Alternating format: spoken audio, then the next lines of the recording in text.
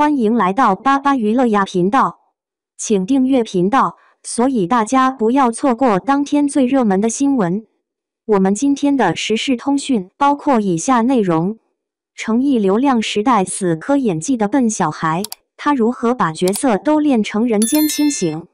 ？2025年夏天莲花楼收官宴上，诚意看着屏幕里李莲花在雪地中咳出鲜血的画面，轻声说：“拍这场戏时，我特意喝了冰水让自己发抖，因为李莲花的痛是从骨头缝里渗出来的。”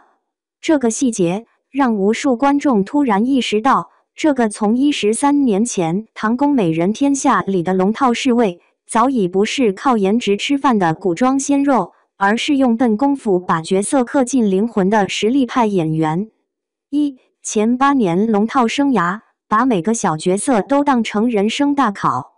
2025年，19岁的诚意带着对表演的懵懂，在《唐宫美人天下》里演了个连台词都没几句的侍卫冯小宝。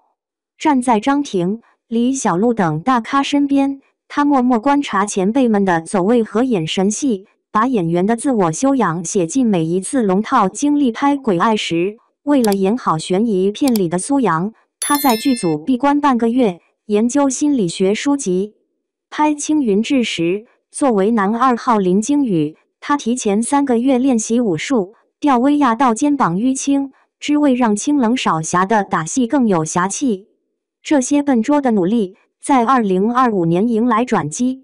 青云志》开播后，他饰演的林惊羽凭眼神有戏，打戏利落圈粉，虽不是男主，却让观众记住了这个会用眼睛讲故事的新人。同年参加1年级毕业季，他主动挑战渣男角色，在舞台上嘶吼着爱情里没有对错，让导师陈建斌惊叹，这孩子眼里有一团火。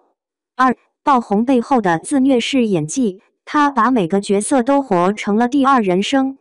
2025年流离的雨丝凤是诚意的破圈密码，这个时事轮回爱而不得的角色，被他演出了破碎感天花板。拍情人咒发作的戏，他拒绝使用替身，在40摄氏度高温下反复摔打，直到膝盖淤青。拍吐血戏时，他通过控制喉部震颤和瞳孔焦距，让每一口血都带着不同的情绪。第1世是不甘，第5世是绝望，第10世是释然。导演尹涛透露，诚意拍完这场戏，真的在角落哭了半小时。他把自己完全交给了雨丝凤，但他的野心不止于仙侠美男。2025年沉香如屑，他一人分饰应渊、唐周、玄烨3角，用肩颈姿态区分角色。帝君应渊永远挺直腰背，眼神疏离；少年唐周走路带风，眼底藏着少年义气；修罗玄烨则是垂眸时暗藏锋芒，抬眼时霸气外露。有场父子对峙的戏，他在镜头前1秒切换3种眼神，让观众惊呼：这不是演技，是换了个人吧。拒绝流量泡沫，当顶流都在速食变现，他偏要走慢车道。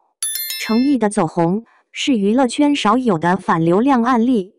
琉璃爆火后，他拒绝了数十个综艺邀约，推掉天价代言，一头扎进莲花楼剧组。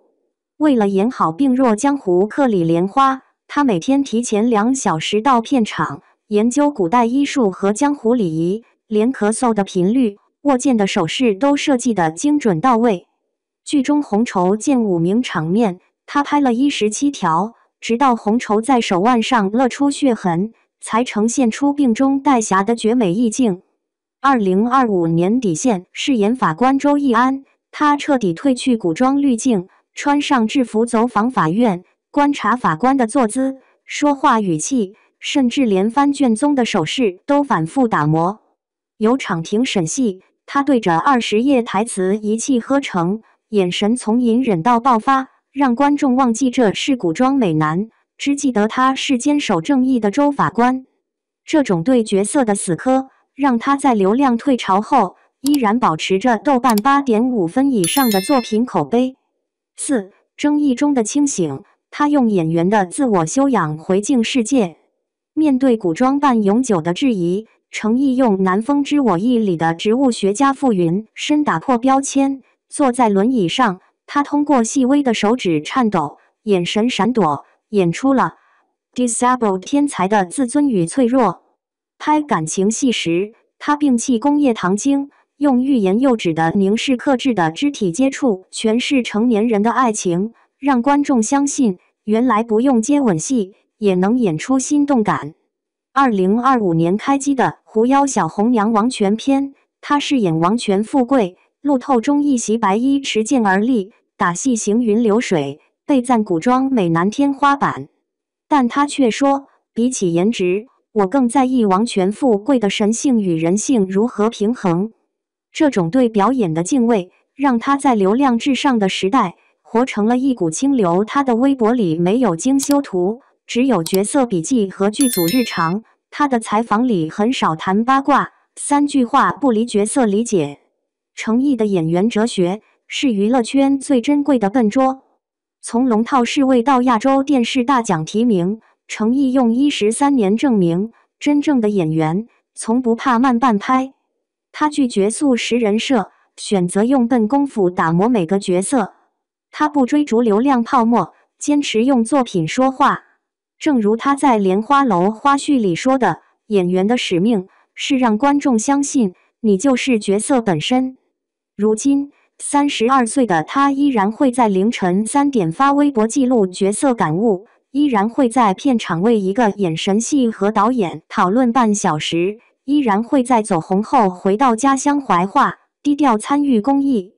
这个从湖南走出的男孩，用行动告诉我们，在这个追求高效变现的时代，总有人愿意为热爱死磕，把每个角色都练成人间清醒。而这样的诚意，值得我们永远期待下一个他。